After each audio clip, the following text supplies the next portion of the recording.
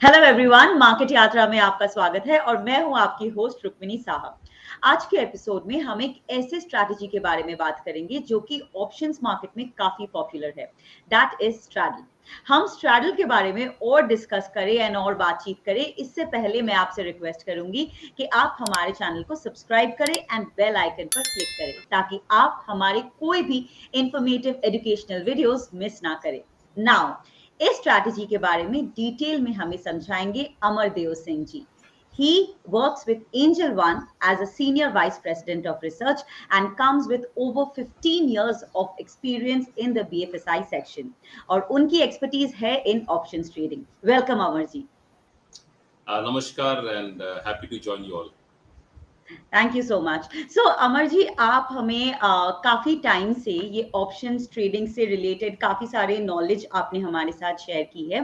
तो आज हम आपसे जानना चाहेंगे कि ये ऑप्शन स्ट्रैटेजी स्ट्रैडल जो होता है ये एग्जैक्टली क्या है and what are some things that you should keep in mind.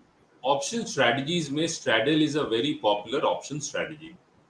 तो इसमें क्या होता है कि at the money call option और at the money put option trader जो है वो बाय करता है। तो फॉर एग्जांपल निफ्टी 18,000 पर है, तो 18,000 के स्ट्राइक का कॉल ऑप्शन और 18,000 के स्ट्राइक का put option for the same expiry जब कोई ट्रेडर बाय करता है तो उसे लॉन्ग स्ट्रैडल कहते हैं।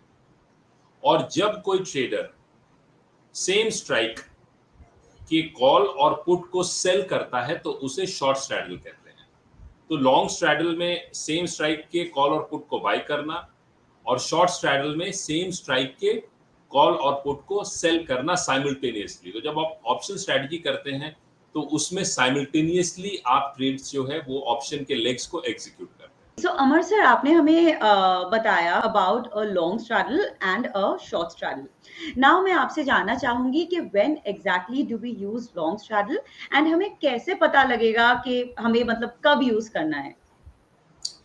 देखिए, जो traders long straddle strategy implement करते हैं तो कहीं ना कहीं वो ये समझते हैं कि आने वाले समय में there is going to be increase volatility in the market. यदि वो इंडेक्स में स्ट्रैडल कर रहे हैं या फिर यदि वो किसी स्टॉक में स्ट्रैडल पोजीशन बना रहे हैं तो there is going to be increase volatility in that particular stock.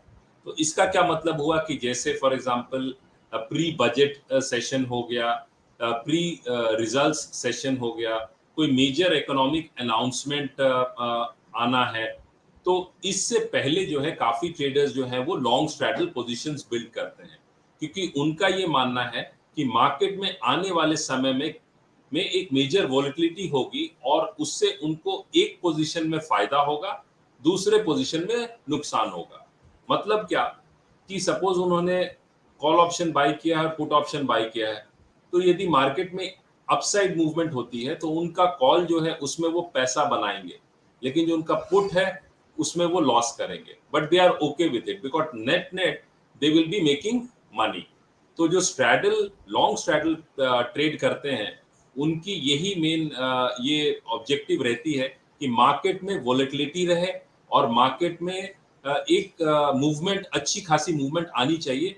हाँ, ये जरूर है कि उन्हें ये श्योरिटी नहीं है कि मार्केट में किस डायरेक्शन में मूवमेंट आएगी, अप की आएगी या डाउन की आएगी, इसीलिए वो स्ट्रैडल करते हैं। That's very interesting. तो अमर सर, आप हमें ये भी बता दीजिए कि मतलब शॉर्ट स्ट्रैडल एग्जैक्टली कब यूज करना चाहिए। You know what are the pointers you should keep in mind.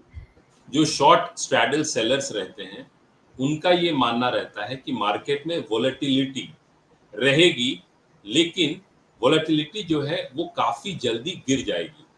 तो यदि वोलेटिलिटी काफी जल्दी गिरती है तो ऑप्शन का प्रीमियम बहुत फास्ट घटता है।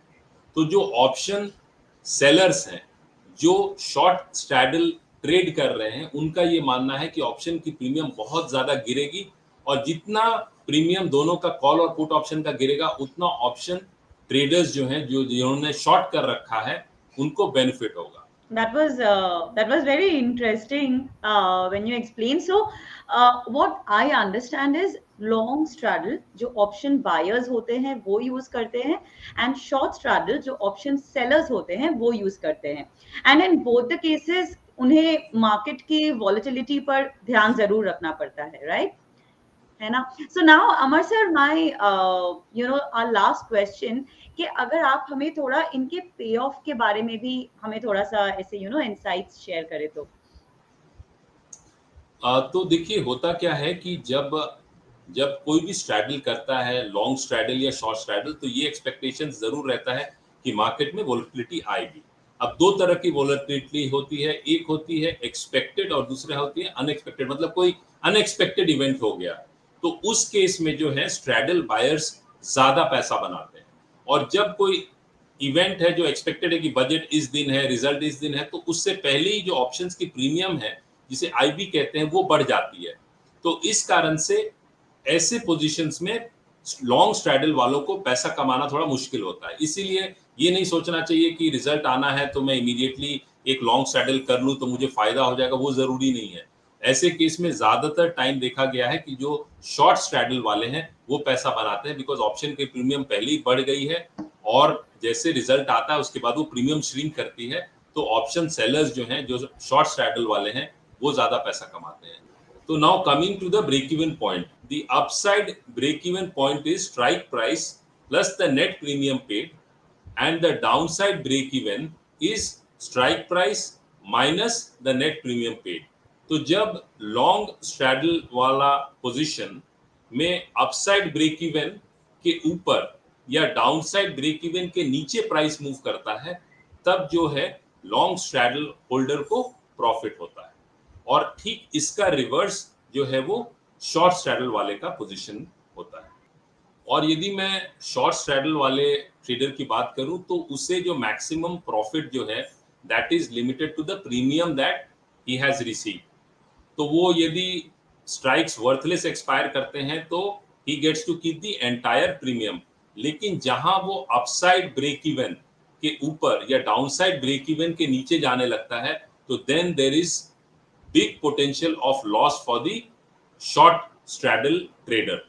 तो इसीलिए यदि कोई शॉर्ट स्ट्रैडल करना चाहता है तो उसे रिस्क समझना भी बहुत जरूरी है। और यदि कोई लॉन्ग स्ट्रैडल करना चाहता है और ये सोचता है कि इसमें बहुत आसानी से पैसा बनता है, तो उसे भी इसके जो मार्केट कंडीशंस है उसको समझना बहुत जरूरी है, आईबी को समझना बहुत जरूरी है। और इसके लिए जो है वो हमारे और वीडियोस हैं ऑप्शंस पे, उन्हें भी वो रेफर कर सकते हैं। और साथ ही साथ जब भी ऑप्शंस में आप ट्रेड करते हैं, चाहे वो आप स्ट्रैटेजी करते हैं, तो रिस्क मैनेजमेंट और जो स्टॉप लॉस मैनेजमेंट है उसे जरूर फॉलो करें, because that is the one differentiator between the winners and the losers in the market.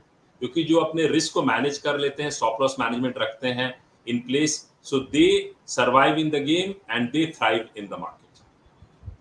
Yes, absolutely. That was so good, and thank you so much for reiterating the importance of stop loss. I'm sure हमारे दर्शकों को भी आज का episode काफी helpful लगा होगा। तो दोस्तों, ये थे हमारे एक्सपर्ट अमरदेव सिंह जी के साथ स्ट्रैडल स्ट्रैटेजी के बारे में चर्चा। अगर आपके मन में कोई भी क्वेश्चन है इस टॉपिक से रिलेटेड, देन हमें कमेंट्स में जरूर बताएं and we will get back to you.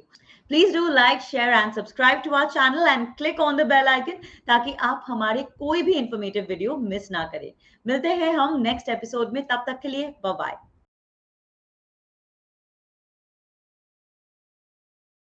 Investments in securities market are subject to market risks. Read all the related documents carefully before investing.